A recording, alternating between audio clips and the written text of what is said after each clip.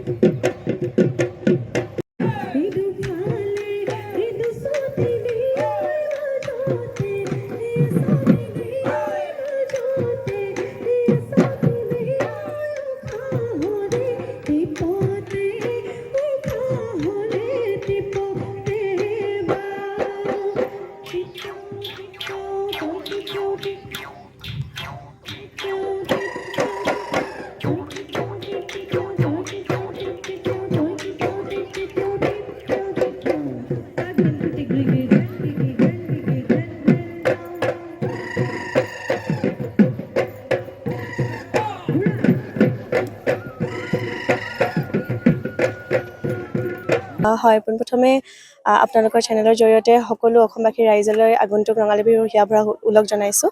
আচলতে paradise dance একাডেমীৰ উদ্যোগত যি আমাৰ 7 দিনীয়া কৰ্মশালা অনুষ্ঠিত কৰিছে, আমাৰ নাচনীসকলে খুব ধুনীয়াকৈ সহায় সহযোগিতা কৰিছে, ভাল লাগিছে। তেওঁলোকে যিমান পাৰে চেষ্টা কৰিছে তেখেতলোকৰ বেষ্টটো দিবলৈ, আৰু ময়ো চেষ্টা কৰি আছোঁ যিমানখিনি পাৰোঁ বিহুটো কেনেকৈ নিখুঁত ৰূপে তেখেতলোকক শিকাওঁ তাকে চেষ্টা কৰি আছোঁ। তেখেতলোকে খুব ধুনীয়াকৈ সহায় সহযোগিতা কৰিছে, ভাল লাগিছে। আৰু ধন্যবাদ জ্ঞাপন কৰিছোঁ পেৰাডাইজ ডান্স একাডেমীৰ প্ৰত্যেকজন সদস্যলৈ। কেনেধৰণে অংশগ্ৰহণ কৰিব আচলতে বিহুৱতীৰ লগত 2022 চনতেই যিহেতু লতাশিলৰ বিহু কৰি কিতাপটো পাবলৈ সক্ষম হৈছোঁ ৰাইজৰ আশীৰ্বাদত, আৰু এনেকৈ প্ৰচেষ্টা চলাই থাকিম। যিহেতু এতিয়া মই গানৰ লগতো জড়িত হৈ আছোঁ, আচলতে মঞ্চ পৰিৱেশনবোৰো আছে, গতিকে তেনেকৈ বিহু নাচৰ লগতো যিমানখিনি পাৰোঁ চেষ্টা কৰিছোঁ। নিজে যিমানখিনি শিকিছোঁ, আচলতে শিকাৰ শেষ নহয় বুলি কয়, গতিকে যিমানখিনি পাৰোঁ শিকি যাম আগলৈও, তাকে আশা কৰিছোঁ। ধন্যবাদ।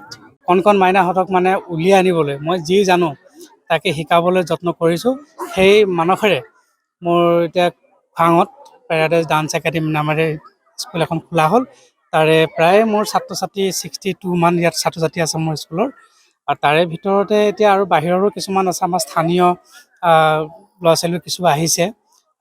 সেইকাৰণে বহুত ভাল লাগিছে, আৰু তেওঁলোকৰ লগত মানে আৰু 10জন যদি আগুৱাই যাব পাৰে, সেই ক্ষেত্ৰৰ মানসেৰে মানে মই বিহু এটা আগন্তুক আমাৰ যিটো ৰঙালী বিহু আহি আছে আগন্তুক, তাৰে যাতে ছাত্ৰ ছাত্ৰীবিলাকে নাচিব পাৰে, সেইকাৰণে মই সুদূৰ ধেমাজিৰ পৰা প্ৰীতিৰাণী বৰগোহাঁই, তাই মোৰ একচুৱেলি ছাত্ৰী হয়, সৰুৰ পৰা শিকোৱা তাইক মই ক'লোঁ, তুমি মোৰ স্কুল এখন খুলিছোঁ, তুমি কিন্তু মোৰ খোৱাঙত আহিব লাগিব। প্ৰথম আহিছে তাই, যথেষ্ট ষ্টুডেণ্ট আহিছে, গাৰ্জেনবিলাকো বহুত সহযোগ কৰিছে। সহযোগ কৰাৰ কাৰণে আজি ইমান ডাঙৰ এটা প্লেটফৰ্ম এটা পাইছোঁ ল'ৰা ছোৱালীখিনিক কিবা এটা শিক্ষা এটা দিবলৈ।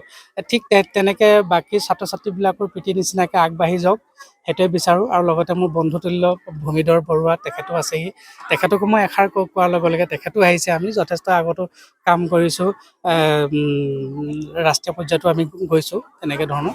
আৰু যাতে আমি খোৱাং অঞ্চলৰ পৰা আৰু নতুন নতুন ছাত্ৰ ছাত্ৰীক যদি শিকাই মেলি আমি বাহিৰলৈ লৈ যাব পাৰোঁ, তাৰ কাৰণে আৰু ভাল লাগিব, আমাৰ অঞ্চলটো অকণমান ডেভেলপ হ'ব বুলি মই আশা কৰোঁ। সেই মানসেৰে মই আজি এই কৰ্মশালাটো নিখুঁত ৰূপে অসমবাসীৰ মাজত আমি যেনেধৰণে শিকি আহিছোঁ তেনেকৈ বিহুটো আগুৱাই নিবলৈ চেষ্টা কৰিম। আমি 7 দিন বহুত কম সময়, 7 দিনত আচলতে বিহু শিকি শেষ কৰিব নোৱাৰে।